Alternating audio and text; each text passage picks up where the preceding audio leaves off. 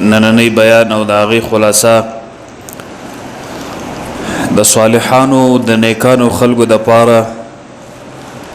چې کوم اشیاء الله رب العالمین تیار کړي په ورځ کې د قیامت د سترګې د تسکین دپاره د هغوی تذکره او ذکر ده.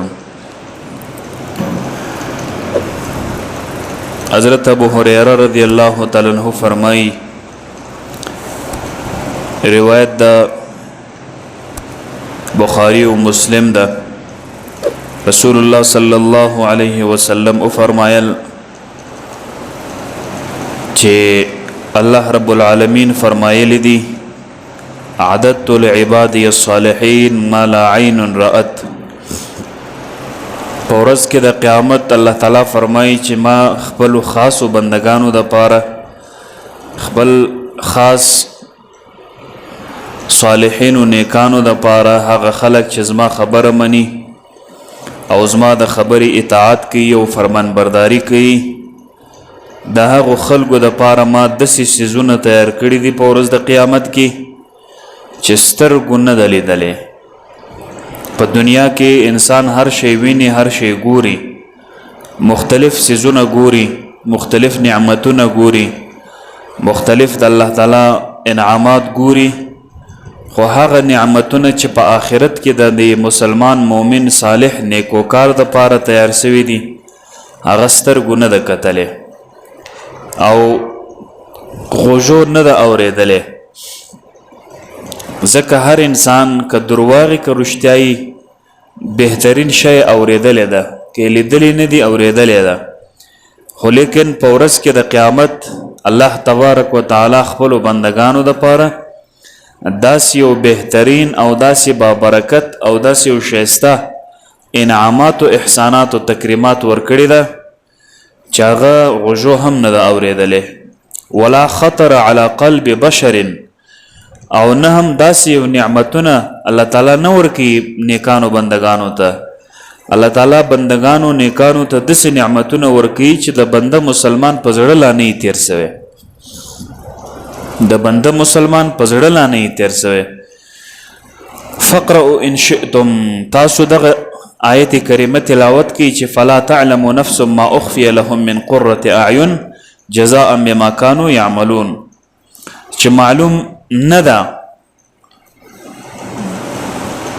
چې کم د سترګو یخوالی د دوی دپاره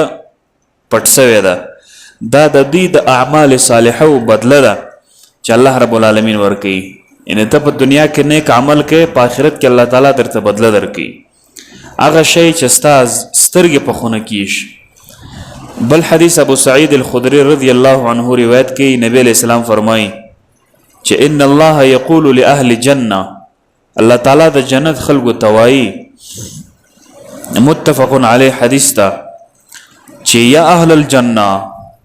الله تعالی په جنت والاو باندې ژغ کوي چې ای د جنت والاو. جنتیان وایي چې لبیک ربنا وسعدیک، په خدمت ولاړو مشتاته، په احترام ولاړو مشتا په خدمت ولاړو، یا الله والخير في يديك، او خیر ستا په قدرت کې ده. فيقول هل رضيتم، الله جل جلاله دا جنتیانو ته وایي چې کم نعمتونه ما تاسو ته درکړي دي تاسو راضي یاست، تاسو خوشحال یاست که نه؟ فيقولون وما لنا لا نرضى يا رب وقد اعطيتنا ما لم تعط احدا. جنتیان وایي چې ای پروردګاره کم نعمتونه چې تا مشترا کړي دي، کم احسانات چې تا زموږ سره کړي دي، کم انعامات چې تا مشترا کړي دي هغه په روی زمین کې بل چاته نه دي ورکول سوي او نه دي چاته ورکړې ده. فیقول الله اعطیکم افضل من ذلک، نو جنتیان وایي چې انعام دې په موږ دا کړی ده چې موږ دې جنت ته داخل کړیو، انعام دې په موږ دا کړی دی چې موږ دې د خپل نیکو بندگانو په زمره او په حساب کې دې شامل کړیو، او دا دې په جنت کې لګیا خپل میلې او چرچې کو ګرځو، نو تر دې خو غټ شی نسته. نو نبی علیہ الصلوۃ والسلام مبارک فرمای چې الله تعالی جنتیانو ته بیا وایي چې آیا تر دې هم ښه او بهترین شی زه تاسو ته درنکم فیقولون یا ربي وأي شيء افضل من ذلك تر دې چې موږ الله جنت ته داخل کړو الله تعالی په موږ باندې انعامات او احسانات او تکریمات وکړه تر دې بنو بل شي چیرې وي شي بنو نور څنګه وي نبی علیہ السلام فرمای چې جنتیان بوای جنتیان چې دا وای الله تعالی په جواب کې ورته وای چې احل علیکم رضوانی فلا اسخط علیکم بعده ابدا چې ای جنتیانو زه خپل رضا او خپل خوشنودي تاسو ته درکوم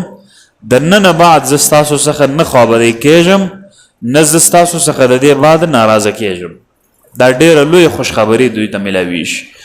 چې د الله تعالی جل جلاله غوندي ذات چې مالک الملوک دی او د ټول دنیا د قدرتونو په سر قدرت دی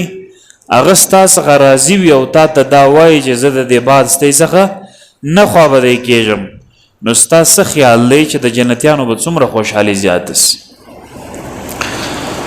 انس ابن مالک رضی الله تعالی عنہ فرمایي چې رسول الله صلی الله علیه وسلم فرمایل چې ان فی الجنه لسوقا یاتونها كل جمعه نبی علیہ السلام فرمایي چې په جنت کې یو بازار دی چې هغه بازار ته د جنتیان هر جمعه ورځ راځي لکه دا هر شهر او علاقه کې خپل بازاري ا بازار ته خلک په هفته کې یا په میاشتو کې راځي د سودا د پاره یا بل کاری وي نو دغه جنتیانو ته هم په جنت کې یو بازار لګیدلی چې دا بازار ته د جنتیان راځي هر جمعه ورځ فتحب ريح الشمال فتحثو في وجوههم وثيابهم بیا د شمال د جانبه د جنت د شمال د طرف څخه یو باد راوال وزي نو د دې جنتیانو په دې مخونو او په دې جامو باندې ولګيږي فیزدادون حسنا وجمالا نو جنتیان به څومره شایست لري څومره زیبا وي دغه باد چې د جنتیانو په کالو او په مخانو باندې ولګيږي دا حسن او جمال تر نورم پس زیات فيرجعون الى اهليهم وقد ازدادوا حسنا وجمالا یو خود جنتی والے حسن دی یو چې هغه باد په مسلمانانو ولګي دغه حسن او جمال دی بل چې دوی د خپل اهل تزيد خپل کور والا چې حور دی حور عین ورته وای دته چې کله زی د دوی حسن او جمال به نورم سیوا سوی نورم زیات سوی فيقولون لهم اهلوهم والله لقد ازددتم بعدنا حسنا وجمالا زموږ ورستا دا څنګه حسن او جمال دی دا څومره شایست الله تعالی ته ستې درکړی دی نو جنتیان وای چې وانتم والله لقد ازددتم بعدنا حسنا وجمالا نو جنتیان بیا خپل بیبیانو حور ته وای چې تاسو هم زموږ د الله په ذات قسم چې حسن هم سیوا سوی دی او تاسو شایست هم سیوا ده امام مسلم رحمه الله امام دارمی روایت کړی ده یعنی دا په جنت کې خاون و زنانه ته زنانه و خاون ته تسلی ورکوي او د حسن د جمال لپاره صہیب در نبی علیہ الصلوۃ والسلام څخه روایت کی نبی علیہ السلام فرمایي چې اذا دخل اهل الجنه الجنه چې کله د جنت والا جنت ته داخل سي قال يقول الله عز وجل الله تعالی بیا فرمایي ورته تريدون شيئا ازيدكم تاسو یو بل شی د غواړي چې زه درته زیات کم کنه نو فيقولون الم تبيض وجوهنا آیا زموږ مخونه دي نه یو سپین کړي زموږ مخونه سپین دي پړخیږي الم تدخلنا الجنه وتنجنا من النار آیا مشته د جنت نه درا کړي آیا موږ د اور د جهنم څخه نه یو خلاص کړي قال فيكشف الحجاب فما اعطوا شيئا احب اليهم من النظر الى ربهم بیا الله جل جلاله خپل د حجاب چې د بندو د الله تعالی په منځ کې دا قطع کوي حجاب د مابین لري کوي ختمي نو کوم شیان چې دوی ته الله ورکړي چې جنتونه دي نعمتونه دي حور دي غلمان دي دا ټول حسابونه یو طرف ته دي خو دوی بددا د دې خوشحالي بل طرف ته چې دوی الله رب العالمین ته ګوري او د الله رب العالمین سره ملاقات کوي الله تعالی ډایرک ویني ثم تلا هذه الايه بیا دغه آیت کریمه تلاوت وکړه چې للذین احسنوا الحسنى وزیاده، کوم کسانو ته چې الله تعالی جل جلاله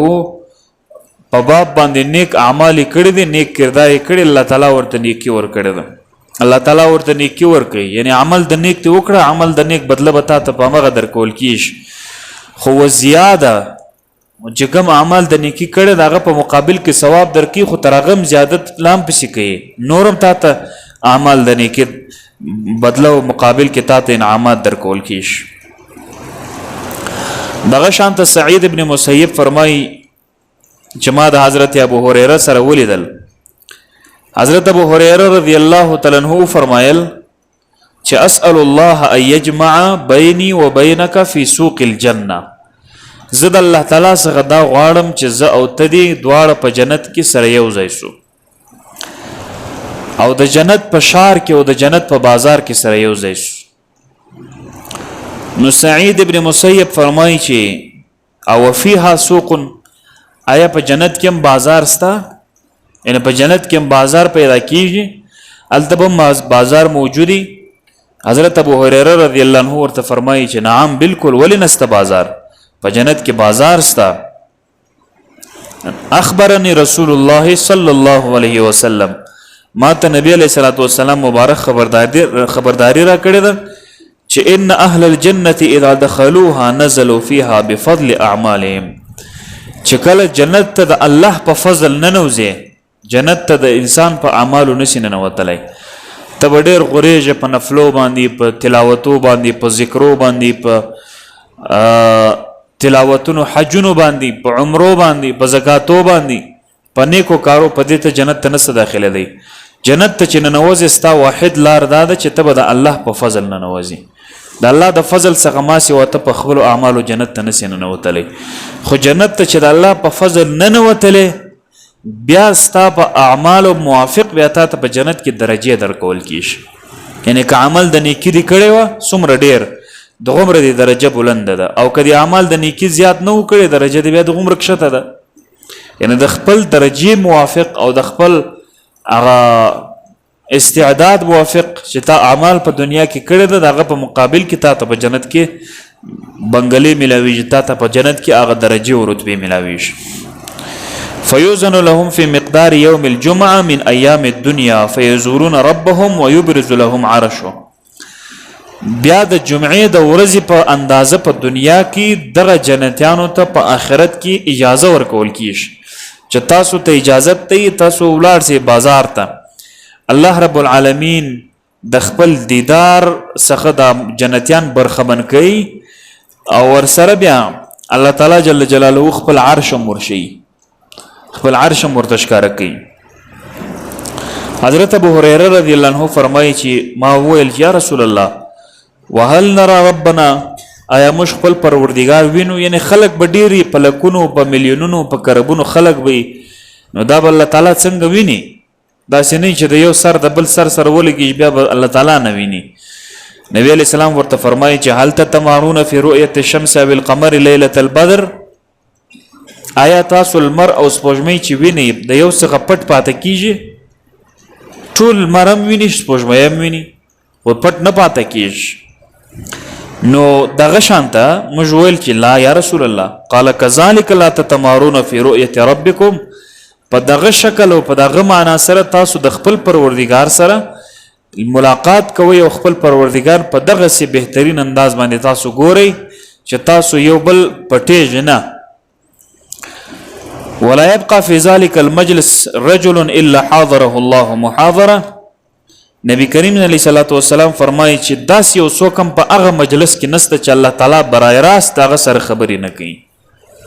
برای راست به الله تعالی جل جلاله مجلس ور سره کوي کما یلیق بشانی، لکه د الله تعالی د شان سره چې مناسب.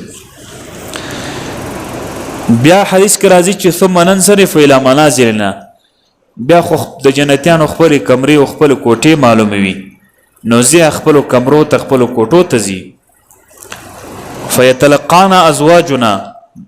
نو دا جنتیان وایي چې موږ ته د خپل زوجې د خپل بیبیانو سره موږ ملاقات وکړو. فیقولون مرحبا واهلا لقد جئت وان بك من الجمال والطيب افضل مما فارقتنا عليه.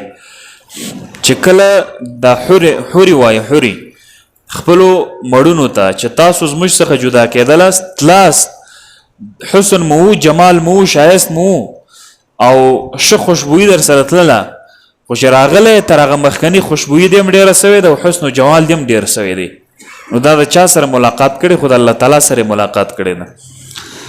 دغه شانته بیا وایي چې انا جالسنا اليوم ربنا الجبار جنتیان وایي چې نن ورځ موږ د الله رب العالمین سره ملاقات کړی ده او دغه سره ملاقات سوي یو دغه سره موږ ملاقات کړی ده الله تعالی مو لیدلی دی کما یلیق بشان تعالی د الله د شان سره چې څنګه مناسب ويحق لنا ان ننقلب بمثل من قلبنا جنتیان وایي چې موږ دې ته حقدار او چې موږ دغسې شایست ولرو او دغسې خوشبویي ولرو ته خبرې د چا سره موږ ملاقات کوو ترمذي او ابن ماجه او ابن حبان دا حدیث روایت کړی ده حضرت ابو سعید الخدری رضی الله عنه فرمایي چې رسول الله مبارک فرمایل چې ان الله احاط حائط الجنه لبنه من ذهب ولبنه من فضه الله تعالی جل جلاله د جنت خشتي د خشتو صفت کی حدیثو کې راځي د څنګه خشتي وي د جنت چې ستا کمرې وي او ستا کوټې وي په هغه کې نبی علیہ السلام فرمایي چې الله تعالی د جنت هغه دیوارونه د خشتي به وي هغه خشتي به هم د سپینو زرو وي یوه او یو خشته به د سرو زرو وي یعنی کم کور چې تا ته په جنت کې درکول سوی ده دا هغه کور دیوالونه چې په کومه خشتو جوړ سوی هغه خشته به یو خشته به د سپینو زرو وي او یو خشته به د سرو زرو وي ثم شقق فيها الانهار بیا پاغه کې نهرونه او دریابونه جدا سوي ولې جدا سوي دي ولې وغرس الاشجار بیا درخت پکې شنه سوي دي فلما نظرت الملائکه الى حسنها چې کله دا ملائکه فرشته د حالت ته وکتي دا کیفیت ته وکتي چې دا درخت ته ګوره چې څومره په ښایسته او په بهترین انداز باندې شین دی په د جنت د جنتیانو د کوټو سره بالفرض که دا کوټې دي د هغه مخ ته ولې به یېدلې دي د هغه مخ ته شاوخوا د جنت د کمرو د کوټو مخ ته یې سکې درخت دي او بیا ولې به یېدلې دي دا به څومره ښایسته کیفیت دي دا کیفیت او دغه طرز چې کله ملائکو فرشتو ولیدل نو فرشته او ملائکو ویل چې طوبی لکی منازل الملوک یعنی هغه د بادشاهانو کورونه ستاسو د پاره د مبارک سي هغه کسانو چې دغه ځای ته راځي او دغه جنت ته داخلي شي نو دغه جنت ته داخلېدل خو هم د هر ولد الزنا کار خو نه دی کنه چاري او بدا داوه کې زب جنت ته داخلي شي جنت ته د تک ډیر لاري سخت دي دغه شانته حذیفه رضی الله عنه په بل روایت کې وایي نبی علیہ السلام فرمایل فيكون اول ما يسمعون منه ان يقولوا اين عبادي الذين اطاعوني بالغيب جنت ته چې ورځي اول هغه څه چې ته د الله رب العالمین څخه اوري هغه دا ده چې الله تعالی جل جلاله نعره کوي اعلان کوي چې کوم دي هغه خلق چې زما اطاعت او زما فرمانبرداري کړې ده په غیب سره مشتاس الله تعالی لیدلې ده نه مو دلیدلې محمد مصطفی علیہ السلام مولیدلې نه مو دلیدلې جبرائیل علیہ السلام میکائیل اسرافیل عزرائیل مولیدلې دي نه مو دلیدلې جنت او دوزخ مولیدلې دي نه مو دلیدلې دا ټول غیبی اشیاء دي یعنی غایب د زموږ تاسو د سترګو سپټ دي او چې کله فرشته ستاده کړغنه کې ونیول بیا هر څه د تشکاری جنت هم در تشکاری دوزخ هم در تشکاری فرشتي هم در تشکاری د مړی وهلو ټکولم در تشکاری هر څه در تشکاری خو مخ کې ترغه چې په عالم الدنیا کې ته بیا ته اسم نشکاری نو دې ته غیب وای غیب مطلب دا چې ستاسو د سترګو څخه غایب دي تا ته معلومیږي نه تا ته احساس نه کیږي ته پوهیږي نه ور باندې نو هغه کسان چې په غیب باندې ایمان راوړي دا هغه چیرې دي ځکه دا غیب ایمان راوړل دا یو ډیر لوی ثواب لري ډیر لوی اجر لري پاداش لري د الله تعالی جل جلاله په نزد باندې نو ځکه الله تعالی اعلان کوي وای اين عبادي الذين اطاعوني بالغيب ولم يروني چیرې د ازما بندگان چې زما اطاعت او زما فرمان برداری او زما خبره منلې ده په غیب سره خوځې نه يم لیدلې وصدقوا رسلي او زما د پیغمبرانو تصدیق کړی ده چې کوم پیغمبران ما استولې دي 1,00,000 یا 2,00,000 زیاتو کم پیغمبران چې ما استولې دي دا هغه پیغمبرانو تصدیق یې کړی ده، هغه پیغمبران یې منلی دي، دا هغه پیغمبرانو په خبرو باندې عمل کړی ده. واتبعوا امري، زما د امر تابعداري کړې ده. ولې د پیغمبرانو تابعداري د الله تابعداري ده. فسلوني فهذا يوم المزيد. الله تعالی جل جلاله وایي چې اے بندگانو، اے جنتیانو، ستاسو په زړه کې چې څه شی وي تاسو سوال وکړئ، هغه شی زه درکوم درته. چې څه شی مو په زړه کې وي خالص سوالونه کوئ. نن د ورکړې ورځ ده، نن د اعطا ورځ ده، نن د احسانات ورځ ده، نن د تکریمات ورځ ده، چې څه غواړي بس تاسو یې غواړئ زه تاسو ته درکوم. قال فیجتمعون على کلمة واحده. دا ټول جنتیان په یو کلمه او په یو خبره راجمع شي. ټول وایي زموږ یو خواهش دی، زموږ یو مطالبه ده، زموږ یو وینا ده، یو مو اراده ده. هغه څه شی ده؟ رضینا عنک فرض عنا. دا وایي چې الله پاک موږ تا څخه راضي یو، ته زموږ څخه راضي سې. د الله رب العالمین رضا په دنیا او آخرت کې د انسان لپاره لوی د سعادت ذریعه ده. چې الله تعالی در څخه راضي او په دنیا کې هم ستا شا ځکه ته نه راضي، په آخرت کې هم. نو ځکه دوی سوال کوي چې رضینا عنک فرض عنا، ای پروردګاره موږ تا څخه راضي یو، ته هم زموږ څخه راضي اوسه. قال فيرجع الله تعالى في قولهم ان يا اهل الجنه اني لو لم ارض عنكم لما اسكنتكم جنتي. ای زما بندگانو، دا خبره شپ زین کې ولرئ،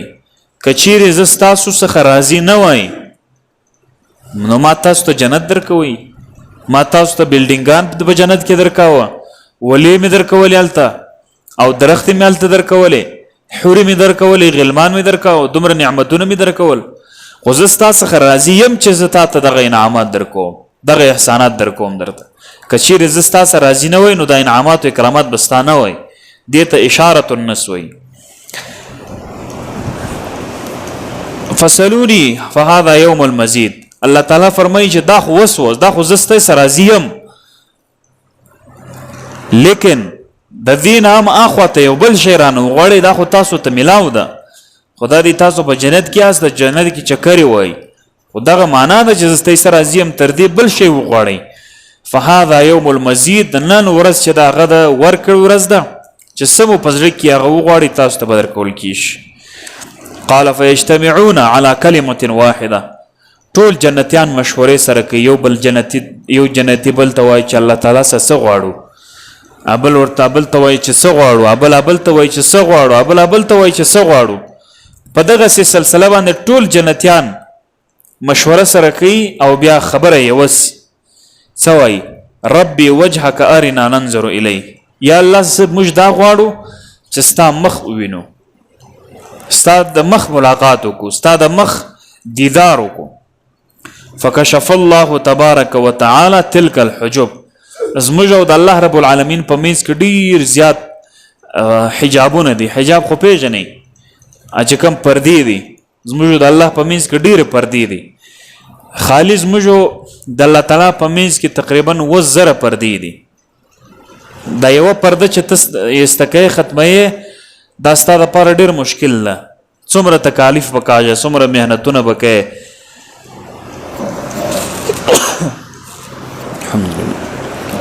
نو الله تبارک وتعالى جنتیانو ته خپل حجاب او خپل هغه د مخ چې کوم پردې دي چې د بندگانو د الله رب العالمین په منځ کې دا ختمي، دا اخلي پورته کوي. ويتجلى لهم شيء. دا سم نه چې دوی د الله تعالی جل جلاله مخ ویني، نه د الله تعالی جل جلاله د هغه وجهه، د الله تعالی د ذات هغه تجلیات خالد دوی ته ملاویش، دوی ویني. تجلی دی ته وایي چې لکه لمر باندې ته یو شیشه ونیسې، شیشه نه د آینه، په لمر یې ونیسې، د هغه لمر وړانګه په دې شیشه برابر سي، دا یو وار. د شیشې وړانګه په دیوال برابر سي، دا دویم ځل. نو دغه دیوال کې چې کوم روشنایی ده دا د لمر دی، خو په دویمه درجه کې، په اوله درجه کې نه ده. نو د الله رب العالمین تجلی هم دغه معنا. نو الله تعالی خپل تجلی دوی تشکاره کی، تجلی دوی تشکاره کی. نو په حدیث کې سره راځي چې لولا انه قضا علیه الا يحترقوا لاحترقوا. کچیر فیصله دا نه وای سوی په جنت کې دا نسته چې دا وسوځېدی، دا مریض سو، دا بدرنګ سو، دا زوړ سو، دا بې عزته سو، دا شیان نسته په جنت کې. په جنت کې به ځواني، په جنت کې مرګ نسته. نو لہذا کچیر په جنت کې مرګ نه وای، دا فیصله نه وای سوی چې مرګ نسته او سوځېدل نسته او بدی نسته، نو لاحترقوا مما غشيهم من نوره، نو د الله تعالی د انواراتو د نور په سبب باندې په دوی باندې مرګ طاری سوی وای، دوی به ټول سوځېدلی وای، ایرې به ګرځېدلی وای. کویتور باندې الله تعالی د خپلو انواراتو د تجلیاتو یوه ذره صرف ظهور او ښکاروالی وکړي، کویتور قریب و چې ذره ذره سي. د موسی علیه السلام بېهوشه سو، د موسی علیه السلام ملګري هغه ټول بېهوشه سو، مړه سو. بعض روایتو کې راځي الله تعالی ته زارۍ کوي چې خدای پاکه دا بیرته راته ژوندي که، دا خو ما راوستې د دې دپاره چې ستا د هغه لاهوتي منظر وګوري، خو دا خو ټول مړه سو، او دا چې مړه سي نو دا شاته خلک وایي چې تا زما قومي وروسته د مرګ دپاره. نو موسی علیه السلام چې دعا وکړه خلک بیرته را ژوندي سو. نو فلهذا په دغه جنتیانو باندې فیصله دا سوې ده چې دوی به سوځي نه، په دې خاطر باندې نو په دوی مرګ نه راځي، په دوی باندې سوځېدل نه راځي. فیرجعون الی منازلهم، نو دوی بیا خپلو منزلو ته راسي او خپلو کورونو ته، او د دوی ازواج او د دوی بیبیانې دوی ته وایي چې تاسو څومره ښایسته او څومره بهترین انداز کې حسن مو زیات سوی ده، جمال مو زیات سوی دی چې کومه تاسو زموږ د جانبه ووتله. نو دوی به وایي چې بان الله تجلی لنا، الله تعالی تجلی وکړه موږ ته، فنظرنا منه الى ما خفینا به علیکم فلهم فی کل 7 ایام ضعف على ما كانوا ذلك. په هر هفته کې دوی ته د الله تعالی دیدار میلاوي شي، هر هفته کې جنتیانو ته د الله تعالی جل جلاله د تجلیاتو دیدار میلاوي شي. نو دا په جنت کې دننه، اوس په دنیا کې چې یو څوک ورسي باغ ته ورسي دننه، ښه باغ ښه درختي ښه ولي ښه کیسې ډېر خوند ورکوي، خو چې دې ځای ته بیا فکر وکړي چې بیرته خو زه ځم به، دا خو زما نه دی چې دایمي بدلی یم، بیا یې طبیعت سره ګډوډ سي. نو په آخرت کې چې ته همیشه په دا جنت کې، همیشه په دا انعاماتو کې، همیشه په دا احساناتو کې، چې نه پتا مرګ ستا، نه پتا درد ستا، نه تا ته کوم مشکل ګوري، نه کوم تا ته تکلیف ګوري، نه تا ته مصیبتونه ګوري، نه پتا مریضۍ راځي، نه ته بیمار کېږې او نه ته بوډا کېږې سپنجری کېږې، دا شیان په جنت کې نسته. نو سړی به څومره خوشحالي، تر دې خو نو زیات خوشحالي نه راځي، خو تر دې هم بیا زیات خوشحالي دا ده چې دوی د الله تعالی جل جلاله دیدار کوي او د الله تعالی جل جلاله ملاقات کوي. نو الله تعالی دې موږ تاسو ټولو ته د الله تعالی جل جلاله ملاقات او جنت تک نصیب وکړي. وما علی الا البلاغ واخر دعوانا ان الحمد لله رب العالمین.